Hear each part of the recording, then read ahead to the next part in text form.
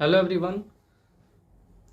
Exam के point of view से CrPC का मोस्ट इम्पॉर्टेंट क्वेश्चन है। आज हम उसको आप लोगों के साथ डिस्कस करेंगे।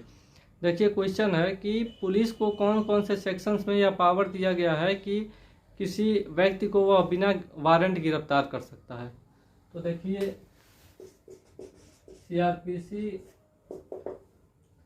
के सेक्शन 41, 42, 60, 123 के क्लास 6, 151 का क्लास 1, 432 का क्लास 3 और 438 और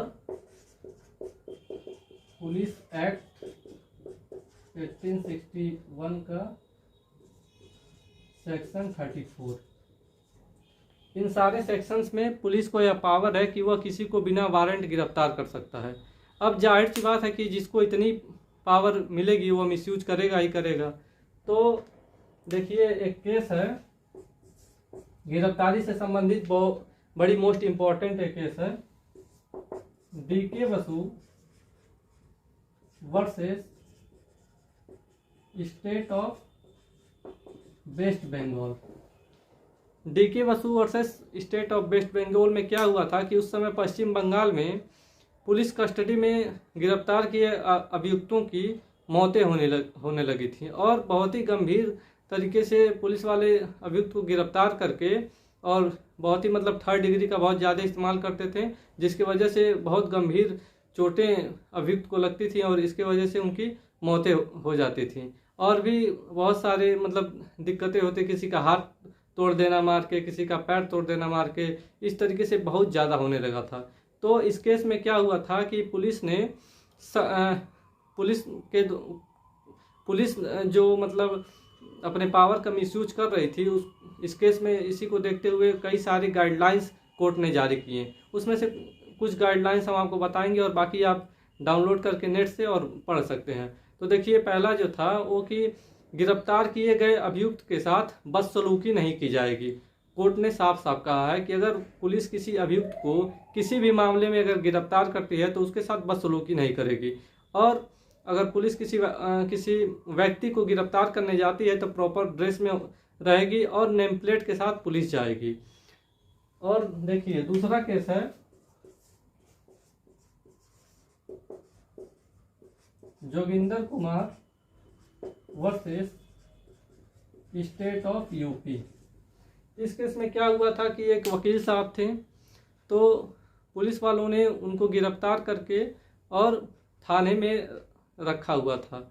तो घर वाले जब पूछने गए कि भाई इनको क्यों गिरफ्तार किए हैं, किस मामले में गिरफ्तार किए हैं, तो पुलिस वाले कहते थे कि इनको एक मामले में पूछताछ के लिए रखा गया है। ऐसा कोई इनको गिरफ्तार नहीं किया गया है, केवल पूछताछ के लिए बुलाया गया है इनको। तो इसी तरह कहते कहते 5 दिन तक बीत गए और वकील साहब को पुलिस वालों ने 5 दिन तक अपने कस्टडी में रखा था।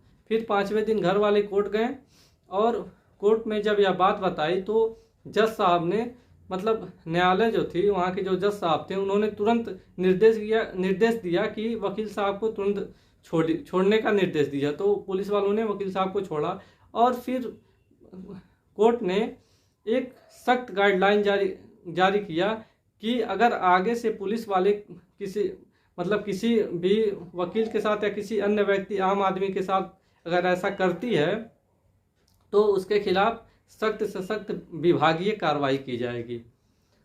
और तीसरा केस है Arnesh Kumar versus state of Bihar.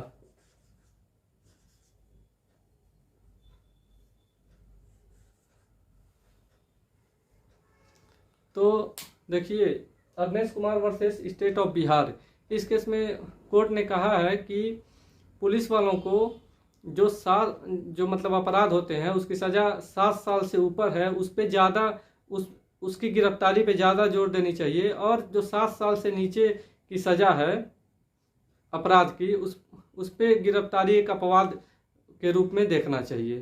तो दोस्तों, आज हम लोगों ने इसको समझा उम्मीद है आप लोगों को बहुत अच्छी तरीके से समझ में आया होगा।